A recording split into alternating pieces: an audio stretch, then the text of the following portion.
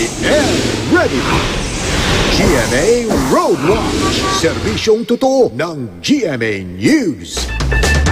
Mga kapuso, 9:25 na po ng umaga, ito po ang GMA Road Watch at narito po ang live na kuha ng MMDA sa Ortigas flyover.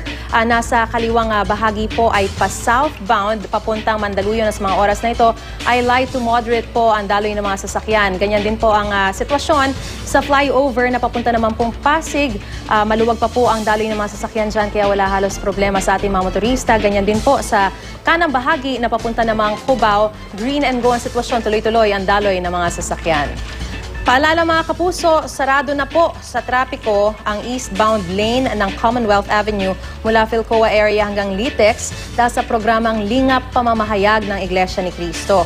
May mga wazers na po tayo na galing Mindanao Avenue na nakapasok na po ng Commonwealth Avenue at nakakaranas ng pagbagal na ng trapiko. Ito po, makikita po natin yung sitwasyon ngayon dyan sa may Commonwealth Avenue magmula sa Mindanao Avenue. Ito po yung papunta ng Fairview at sa Litex Road at makikita po natin color orange po yung lane. Ibig sabihin po niyan ay moderate po ang daloy ng mga sasakyan. Nasa 37 kilometers po ang 37 kilometers per hour ang average speed. At meron din po tayong mga ilang wazers na nagre-report, no? Bagamat moderate in general yung daloy ng mga sasakyan dyan, makikita po natin itong bahagi na ito, no? Ito pong sign na ito na nakikita po natin na magkakasunod ng mga sasakyan.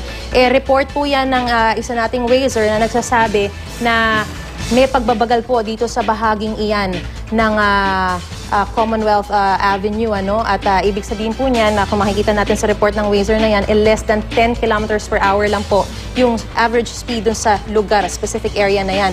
At makikita po natin sa pagdaloy po ng mga sasakyan, marami pa pong ibang mga wazers ang nagre-report ng ganyang mga sitwasyon na halos bumper to bumper din po ang mga sasakyan.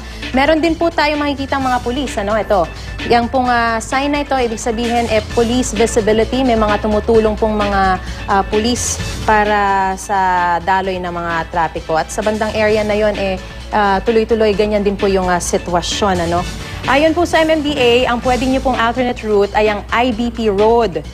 Ito po, makikita natin, ito yung IBP Road, ano? So, kahit na makikita nyo, color orange din po yung kulay ng lane, at halos katulad, no, nung kanina natin ipinakita, wala naman pong halos report yung mga wazers ng mga bumper-to-bumper na traffic dito sa sitwasyon na ito. Ibig sabihin, mas mabilis po ang daloy ng mga sasakyan dyan.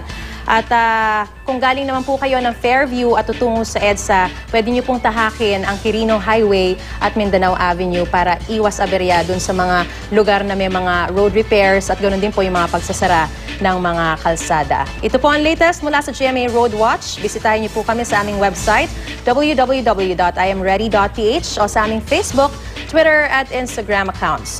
Maaari nyo rin pong i-download ang Waze application sa inyong smartphone, sumali po sa GMA I Am Ready Group at sumama sa lumalaking Wazer community na readyng maghatid ng real-time traffic situation habang kayo'y on the road.